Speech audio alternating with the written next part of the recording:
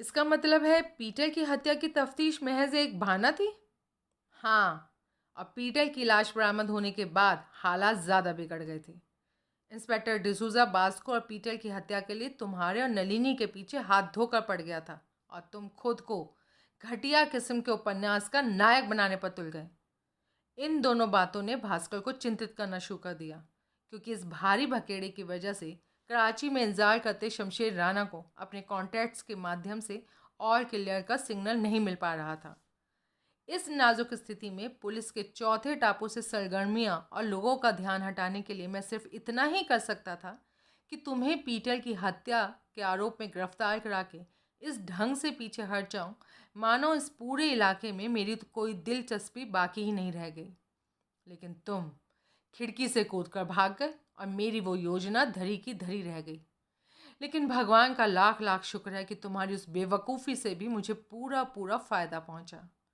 मेरे असली निशाने की डिसूज़ा को अभी तक भी कोई जानकारी नहीं है, और ना ही मैंने इस बात की जानकारी उसे होने देना चाहता, क्योंकि मेरे तजुर्बे ने मुझे सिखाया है कि स्थानीय पुलिस को काबिल एतबार नहीं कहा जा सकता।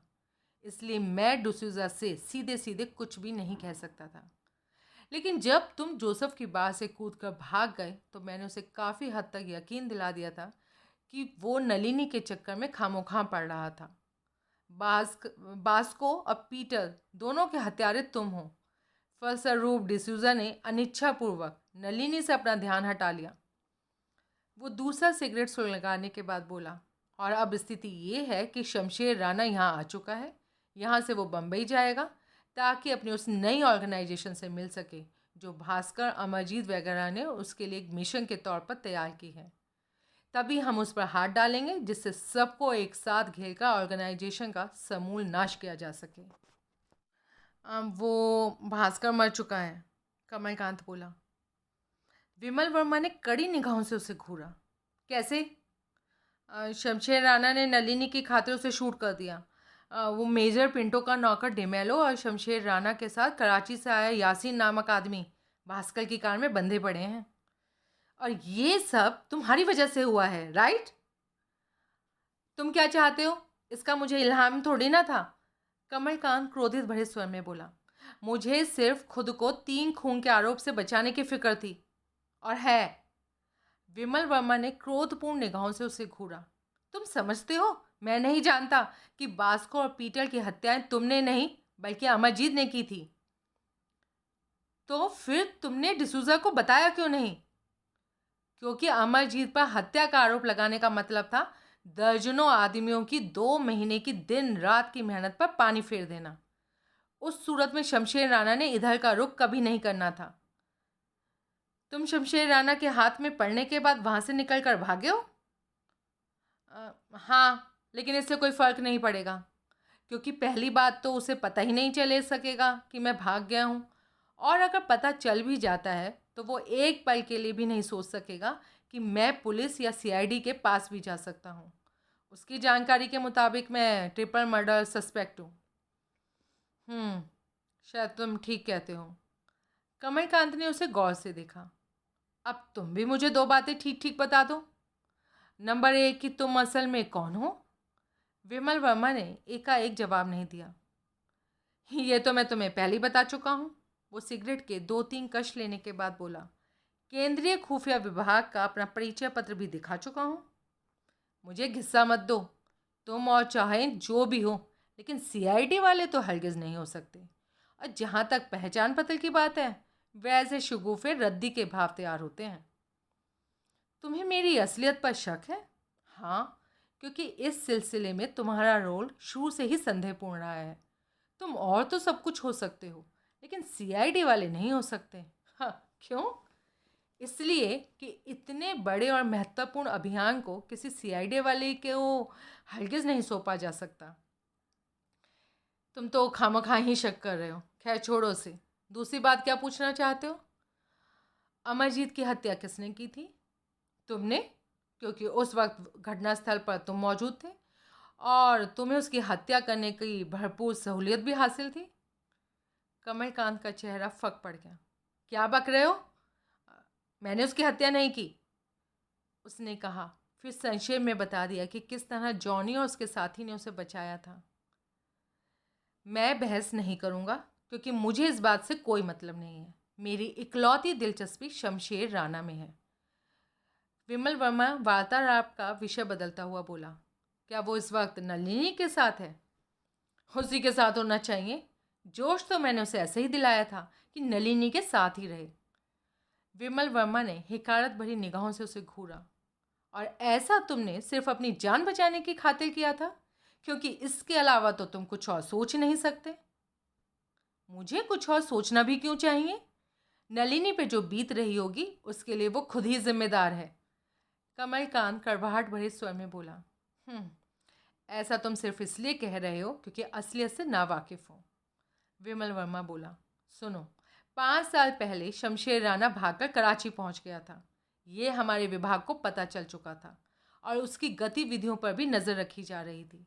करीब 2 महीने पहले हमें विश्वस्त सूत्रों से पता चला कि वो वापस हिंदुस्तान आने की फिराक में है। यहाँ आने के उसके असली मकसद की जानकारी भी हमें थी, इसलिए हम जानते थे कि यहाँ आने के बाद वो अपने सिपा सलारों से संपर्क ज़रूर करेगा। हमने भास्कर, अमरजीत, यासीन वगैरह को वॉच करना शुरू कर दिया। जल्दी ही हमें पता चल गया कि उन्हें शमशेर राणा के आगमन की पहले से जानकारी थी और वो उसके इंस्ट्रक्शंस के मुताबिक बाकायदा ग्राउंड तैयार करने में लगे हुए थे। उसी दौरान मुझे पता चला कि नलिनी भास्कर की बीवी थी और वो यहाँ की रहने वाली थी। शमशेर राणा की आदत से वाकिफ़ होने के वजह से मैंने सोचा अगर नलिनी का सहयोग मिल जाए तो शमशेर राणा को घेरने का काम आसान हो जाएगा। मैंने नलिनी को वॉच कराया और उससे कांटेक्ट भी बनाया। हालांकि वो भास्कर के क्रियाकलापों से तो परिचित थी, लेकिन इस बात की जानकारी उसे नहीं थी कि भास्कर किसी ज़माने में शमशेर राणा का साथी रह चुका था। वो भास्कर से बेहद मोहब्बत करती थी और उसकी मर्जी के खिलाफ कुछ भी करना नहीं चाहती थी। जब मैंने उसे भास्कर की बीती हुई ज़िंदगी के बारे में बताया तो एक और दिलचस्प बात पता लगी। नलिनी शमशेर राणा से बेहद नफरत करती थी क्योंकि शमशेर राणा ने मुद्दत पहले उसके बाप मेजर पिंटो को ब्लैकमेल करके शराब की स्मगलिंग में शामिल होने के लिए मजबूर किया था और जिसके परिणाम स्वरूप मेजर पिंटो हमेशा के लिए अपाहिज हो गया था। मैंने नलिनी के बारे में गहरी छानबीन कराई और उसी से मुझे पता लगा कि भास्कर ने नलिनी का साथ कोर्ट मैरिज का सिर्फ नाटक ही किया था। नलिनी का विश्वास पाने के लिए मैंने ये सच्चाई उसे बता दी। नलिनी को यकीन नहीं आया। उसने खुद मैरिज रजिस्ट्रार के ऑफिस में जाकर इसकी पुष्टि की। भास्कर के प्रति उसकी मोहब्बत नफरत में बदल गई। भास्कर की इस मक्कारी और शमशेर राणा के प्रति बदले की भावना की वजह से वो मेरे कथनानुसार सहयोग करने के लिए तैयार हो गई। उसने रुककर कमलकांत को घूरा। अब तुम्हारे भेजे में आया, क्यों तुम्हें उसके बारे में सोचना चाहिए था? कमलकांत के मुंह से बोल नहीं फूटा। वो आश्चर्य और अविश्वास से उसे की ओर देख रहा था। नलिनी ने अपनी तरफ से हर मुमकिन कोशिश की कि तुम उससे दूर रहो, विमल वर्मा ने कहना जारी रखा, क्योंकि वो तुम्हारा कोई अहित नहीं होने देना चाहती थी। मैंने तुम्हें नलिनी से दूर रखने की पूरी कोशिश की क्योंकि मैं नलिनी का अहित नहीं होने देना चाहता था। तुम्हें याद है जब मैंने तुमसे पूछा था कि उससे कितनी मोहब्बत करते हो? तुमने कहा था बेहिंता। इसके बावजूद जब आखिर में नलिनी तुम्हारे दिल में अपने प्रति नफरत जगाने में कामयाब हो गई तो तुम इतनी गिरी हुई और शर्मनाक हरकत कर बैठे। उस बेचारी को जानबूझकर शमशेर राणा जैसे भूखे भेड़िए के सामने फेंक दिया। उफ, ये ठीक है, मैं खुद भी उसे शमशेर के साथ ही चिपकाना चाहता था ताकि शमशेर राणा के गोवा से बम्बई पहुंचने तक वो उसके साथ ही चिपकी रहे। लेकिन इस काम को उसने अपने ढंग से करना था और उस सूरत में वो शमशेर राणा को बखूबी संभाल सकती थी। कमलकांत ने सर झुका लिया। वो आत्मग्लानि के भार से दबा जा रहा था। नलिनी ने उसे जो झूठ बोला था और किसी बाजारू औरत से भी ज़्यादा गिरा हुआ जो व्यवहार उसके सामने किया था, वो सब एक योजना के तहत किया गया सिर्फ उसका नाटक था, क्योंकि वो उसकी भलाई की खातिर उसे खुद से दूर रखना चाहती थी। अचानक कमलकांत सर से पांव तक कांप गया, ये सोच कर कि वो वही नलिनी इस वक्त महज उसकी वजह से वासना के भूखे राक्षस शमशेर राणा के चंगुल में फंसी हुई थी। हमें चलकर नलिनी को उस पागल दरिंदे से बचाना होगा। नहीं, मैं एक लड़की की खातिर अपनी योजना को चौपट नहीं होने दे सकता, और मैं तुम्हारी योजना की खातिर नलिनी की कुर्बानी नहीं दे सकता। तुम पागल हो। तुम नहीं जानते, मेरी योजना की खातिर एक नहीं दर्जनों नलिनी की कुर्बानी दी जा सकती है, क्योंकि तुम्हें नहीं मालूम कि शमशेर राणा वापस क्यों आया है। उसकी पीठ पर जो विदेशी ताकत है, वो हमारे भारी उद्योगों के प्रतिष्ठानों में बड़े पैमाने पर तोड़फोड़ कराना चाहती है, राजनीतिक नेताओं की हत्या कराना चाहती है, और हर वो काम कराना चाहती है जिससे देश में आतंक और बदअमनी का माहौल पैदा हो जाए और हमारी आंतरिक सुरक्षा खतरे में पड़ जाए। मैं तुम्हारी योजना को खटाई में डाले बगैर भी नलिनी को वहां से निकाल कर ला सकता हूँ। नहीं, नलिनी जहाँ है, जिस हाल में है, वहीं रहेगी। मेरी योजना की कामयाबी के लिए उसे तब तक शमशेर राणा के साथ रहना होगा जब तक कि शमशेर राणा बम्बई नहीं पहुंच जाता। और अगर उस पागल दरिंदे ने अपनी भूख मिटाने के बाद नलिनी को मार डाला? मैं उन दोनों के बारे में तुमसे ज़्यादा जानता हूँ। नलिनी तुमसे ज़्यादा होशियार, अपनी रक्षा करने में समर्थ है, और एक औरत के तौर पर उसमें वो सब कुछ है जिसे पाकर मर्द का दिल भरता नहीं, बल्कि वो उसे बार बार पाने का ख्वाहिशमंद हो जाता है। शमशेर राणा की औरत खोरी से भी मैं वाकिफ़ हूँ। नलिनी को एक बार हासिल करने के बाद वो आम मर्द के मुकाबले ज़्यादा दफ़ा उसे हासिल करना चाहेगा। मैं नहीं मानता, कमलकांत बोला। मैं नलिनी को लेने जा रहा हूँ, और दरवाजे की ओर बढ़ा। विमल वर्मा ने जेब से पिस्तौल निकालकर उस पर तान दी। ठहरो, तुम इस कमरे से बाहर नहीं जाओगे। कमलकांत पलटा और जलती हुई आंखों से उसे घूरा। चुपचाप बैठ जाओ और मौके का इंतजार करो। कमलकांत का क्रोध विवशता में बदल गया। कब तक इंतजार करना चाहते हो? जब तक शमशेर राणा बम्बई के लिए रवाना नहीं हो जाता। अचानक कमलकांत के दिमाग में बिजली की तरह एक विचार कौंध गया। तुम्हें पता है वो कब तक रवाना होगा? नहीं, कमलकांत मुस्कुराया। मुझे पता है वो कब रवाना होगा। कब? ये मैं तुम्हें तभी बताऊंगा जब तुम मेरी दो बात मान लोगे। क्या? नंबर 1, कबूल करो तुम सीआईडी वाले नहीं हो। विमल वर्मा हिचकिचाया। नहीं हूँ, मैं इंटेलिजेंस ब्यूरो में फील्ड ऑफिसर हूँ। सबूत दूँ? नहीं, मुझे यकीन है। मेरी दूसरी बात बड़ी समझदारी वाली है। क्या? अगर शमशेर राणा के कूच करने तक सिर्फ इंतज़ार ही करना है, तो वो इंतज़ार तो हम मेजर पिंटो के निवास स्थान के आसपास भी कर सकते हैं। विमल वर्मा चुप हो गया। मंजूर है, लेकिन तुम इमारत के अंदर नहीं जाओगे। कमलकांत ने अपने रिस्ट वॉच पर दृष्टिपात किया। शमशेर राणा के पास से आए हुए उसे 1 घंटा होने वाला था। वो 2 घंटे बाद यहाँ से जाएगा। ठीक है, चलो। दोनों कमरे से निकले। विमल वर्मा ने दरवाज़ा लॉक किया, फिर दोनों सीढ़ियों की ओर बढ़ गए। जो ही वो नीचे लॉबी में पहुंचे, इंस्पेक्टर डिसूजा आंधी तूफान की भांति प्रवेश द्वार से भीतर दाखिल हुआ और उनके सामने आ खड़ा हुआ। उसके हाथ में अपनी सर्विस रिवॉल्वर थी। You you are under arrest, वो हाफता हुआ बोला और अपनी उखड़ी हुई सांसों पर काबू पाने लगा। कमलकांत हक्का बक्का सा खड़ा रह गया। उसे तब होश आया जब एक कांस्टेबल उसके हाथों में हथकड़ियाँ लगा चुका था। कमलकांत ने कहर भरी निगाहों से युवक रिसेप्शनिस्ट की ओर देखा। वो सर झुकाए अपनी कुर्सी में बैठा काँप रहा था। उसका चेहरा हल्दी की भांति पीला पड़ा हुआ था। तुमने इस लड़के को धमकी दी थी? डिसूजा रिसेप्शनिस्ट की ओर सर हिलाता हुआ बोला। लेकिन ये एक शरीफ है, आदमी है, और अपने फ़र्ज को बखूबी समझता है।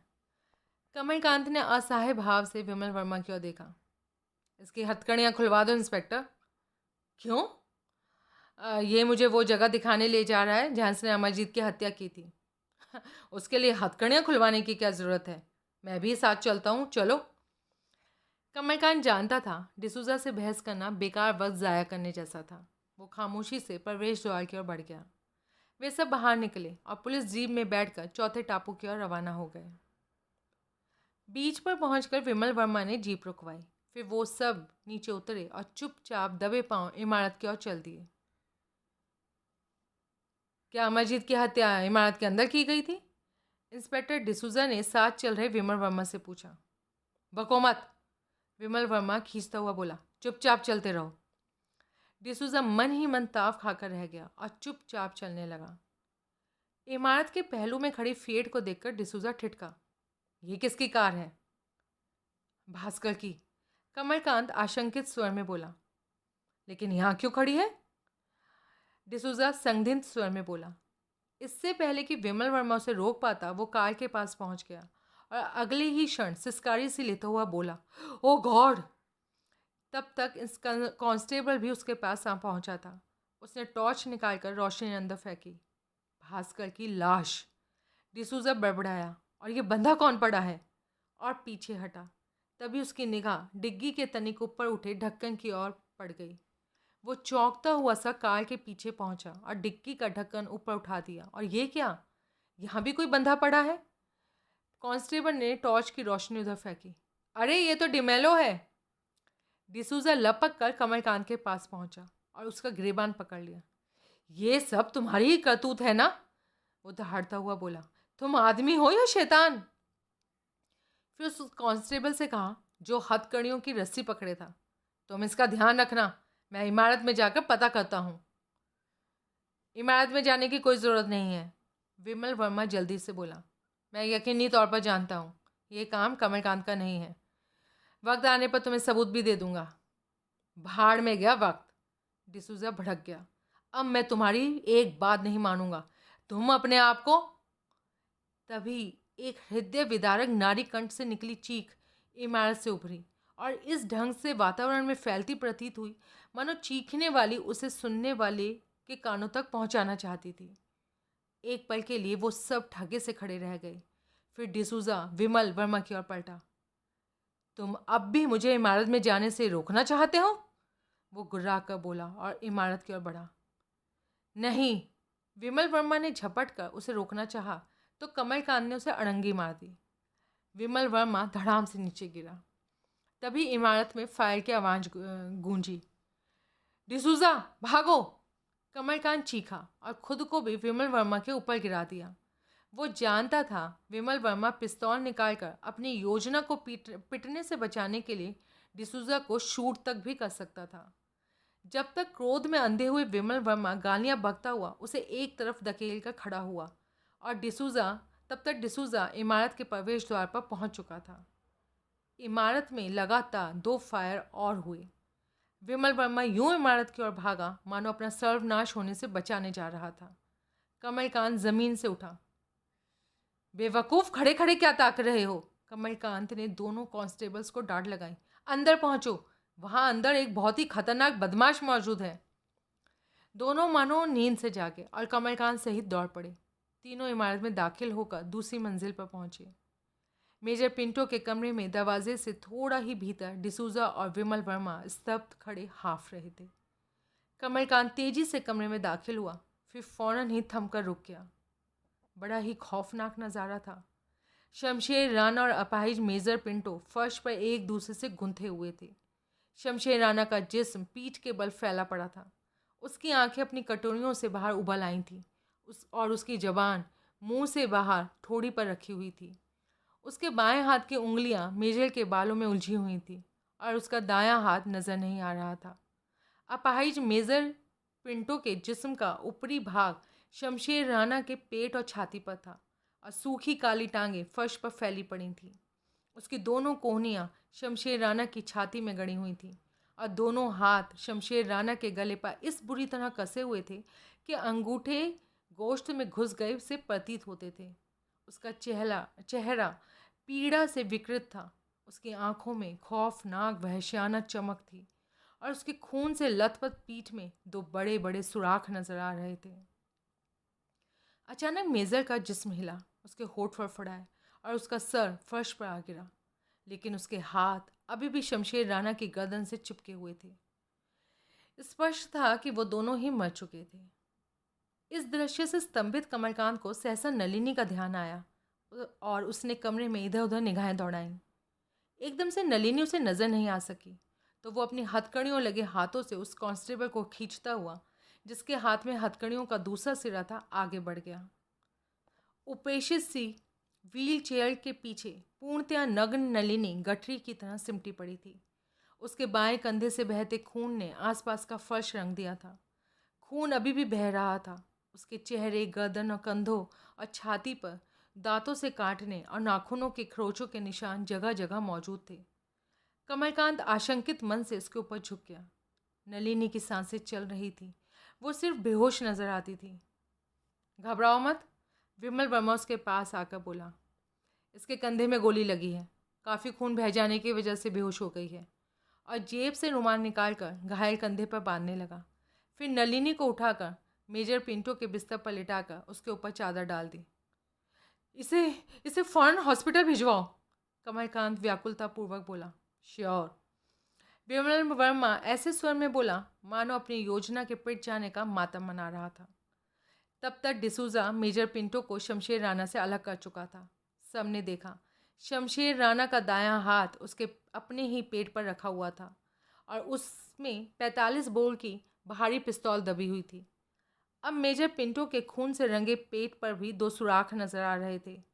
पॉइंट ब्लैक फायर्स के 2 जगह गोलाई में उसकी कमीज पर बारूद से जलने के निशान भी थे।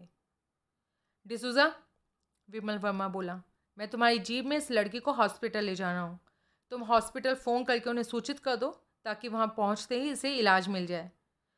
डिसूजा ने इन अनिच्छापूर्वक सहमतिपूर्वक सर हिला दिया और जीप की चाबियाँ उसे निकाल कर दे दी। ए, विमल वर्मा ने अलग खड़े कांस्टेबल को संबोधित किया, तो मेरे साथ आओ। और नलिनी को चादर में लपेट कर उठा लिया। मैं भी तुम्हारे साथ चलता हूँ, कमलकांत ने कहा और दरवाजे की ओर बढ़ा। तुम नहीं जाओगे, डिसूजा गुर्राया। तुमने मेरे साथ हवालात जाना है। मेरा हिसाब तुम पर और भी ज़्यादा बढ़ गया है, वो सब मैंने चुकाना है। कमलकांत विवशतापूर्वक उसे घूर कर रह गया। मेरे तो सब करे धरे पर पानी फिर गया, लेकिन तुम्हारी लॉटरी खुल गई है डिसूजा। विमल वर्मा नलिनी को उठाए दरवाजे की ओर बढ़ता हुआ बोला।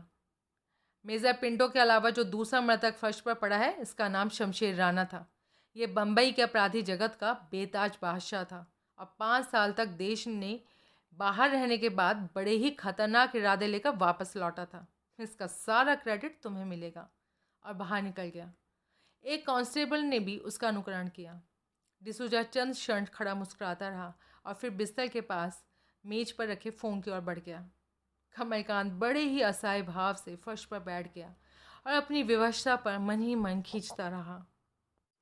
नलिनी होश में थी, खून बहना बंद हो चुका था, लेकिन उसकी हालत चिंताजनक थी। बहुत ज़्यादा खून बहने के कारण उसका चेहरा पीला पड़ गया था। गोली कंधे में ही धसी हुई थी और वो ऑपरेशन द्वारा निकाली जानी थी। उसका ब्लड प्रेशर सामान्य नहीं था। शरीर में खून की बहुत ज़्यादा कमी हो गई थी, फलस्वरूप उसे खून दिया जा रहा था। विमल वर्मा उसके पास ही स्टूल पर बैठा था। उसके चेहरे पर घोर निराशा और अपनी योजना की नाकामयाबी और अफसोस के गहन भाव थे। वो नलिनी को बता चुका था कि मेजर पिंटो और शमशेर राणा ने एक दूसरे को मार डाला था। डॉक्टर ने नलिनी को चुपचाप लेटे रहने की कड़ी हिदायत दी थी। अगर इंस्पेक्टर डिसूजा उसे फ़ोन नहीं करता तो उसने विमल को भी वहाँ बैठे रहने की इजाज़त नहीं देनी थी। डॉक्टर ने उसे साफ साफ कह दिया था कि पेशेंट से कतई बातें ना की जाए। जवाब में विमल वर्मा ने उसे पूरा आश्वासन दे दिया था कि वो ऐसा बिल्कुल नहीं करेगा। लेकिन डॉक्टर के बाहर जाते ही नलिनी ने अंधमुंदी आंखों से उसकी ओर देखा। मुझे अफसोस है, मेरी वजह से तुम्हारी योजना चौपट हो गई। नहीं, तुमने अपनी ओर से पूरी कोशिश की थी। अंदर ही अंदर सुलग रहा विमल वर्मा प्रकट में उससे दिल रखने के लिए ऐसा बोला। इसके लिए तुम्हें दोष नहीं दिया जा सकता। शमशेर राणा ने अपने प्रोग्राम के बारे में तुम्हें कुछ बताया था? नहीं, लेकिन मेरे पास उन आदमियों के नाम और पते की एक लिस्ट है जो करीब 20 साल पहले शमशेर राणा के लिए काम किया करते थे। विमल वर्मा के चेहरे पर रौनक दौड़ गई। कहाँ है? मेरे घर, मेरे नीले सूटकेस का तला दोहरा है, उसी में रखी है। विमल वर्मा ने राहत की सांस ली। तुम्हें गोली कैसे लगी नलिनी? नलिनी की आंखों में आतंक फैल गया। विमल वर्मा डर गया। उसे लगा कि वो बेहोश होने वाली थी, लेकिन ऐसा नहीं हुआ। नलिनी के चेहरे पर ऐसे भाव उत्पन्न हुए जैसे अचानक उसे बड़ी ही महत्वपूर्ण बात याद आ गई थी। उसने व्याकुलतापूर्वक उसकी ओर देखा। कमल को शूट कर दिया गया? नहीं, वो सही सलामत है। नलिनी ने राहत की इतनी लंबी सांस ली मानो उसकी सबसे बड़ी फिक्र दूर हो गई। उसके होठों पर मुस्कुराहट तैरने लगी, आंखों में चमक उठी। ओह, गॉड इज़ ग्रेट। अगर उसे कुछ हो जाता तो मैं खुद को कभी माफ़ नहीं कर सकती थी। मैंने उसे बहुत तकलीफ़ें दी हैं। और उसकी आंखों में स्वप्निल भाव तैर गए। I love him.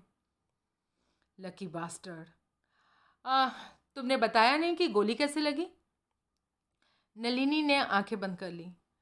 कमलकांत के चले जाने के बाद शमशेर राणा मुझे मेरे कमरे में ले गया। वो नफ़रत भरे स्वर में बोली।